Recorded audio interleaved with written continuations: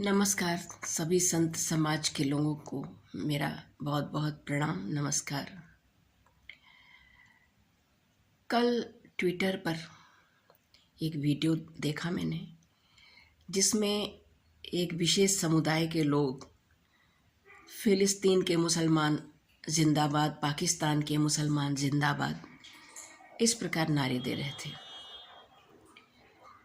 हम सनातन धर्म के लोग जो कहते हैं कि वसुधैव कुटुंबकम, वसुधैव कुटुंबकम की बात करने वाले हम सनातनी, हमारे सभी मठाधीश, हमारा जो है हिंदू समाज, आज अपने पड़ोस में होने वाले बांग्लादेशी हिंदुओं पर जो मर्मांतक अत्याचार हो रहा है, पिता के सामने पुत्री का बलात्कार, भाई के सामने बहन का, माता पिता के सामने उनकी बेटी का बलात्कार, ऐसे जघन्य अपराध घर से उठा कर जो लोगों को, हिंदुओं को खींच खींच के ले जा रहे हैं, है ना, उन पर हमारे जो मठाधीश हैं, जो हमारे महान पूज्य प्रातस्मरणीय संत हैं, मुझे बड़े खेद के साथ कहना पड़ रहा है कि शायद वो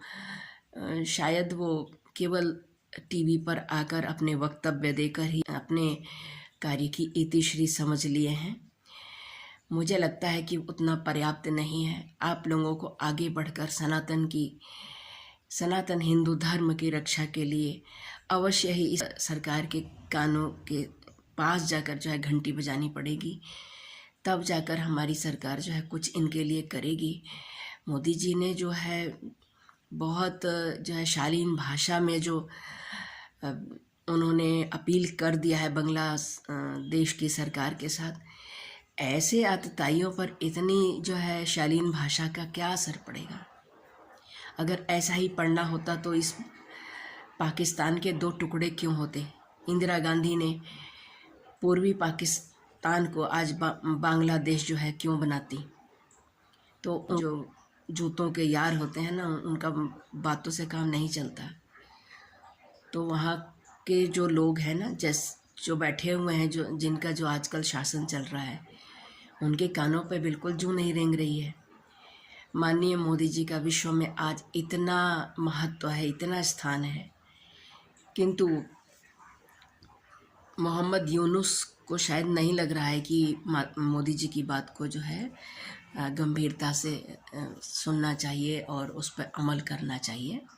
उनको ऐसा नहीं लग रहा है। ऐसे में जो हमारे चारों जो शंकराचार्य पीठ के जो मठाधीश हैं, तो क्या उन्हें स्वयं जागृत होकर और हिंदू समाज को जो है नहीं जगाना चाहिए?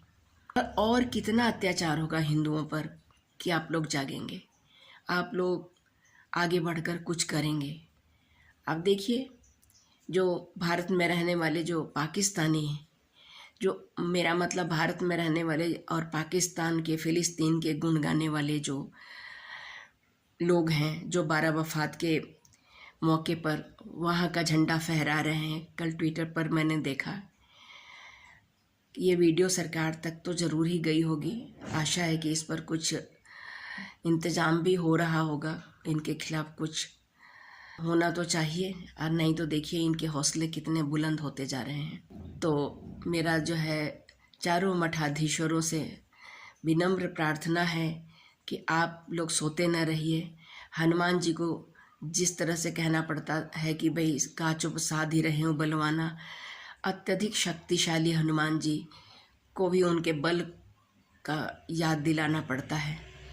तो कम से कम आप लोग इस प्रकार से अपने बल को ना भूले बैठे रहिए। आप सनातन धर्म की रक्षा के लिए, जहाँ भी मेरा हिंदू भाई जो है रो रहा है, विकल है, त्रस्त है, अत्याचार सह रहा है ना, इतना अधिक जो है कुचला जा रहा है, उसके दीन ईमान की कोई रक्षा करने वाला नहीं है।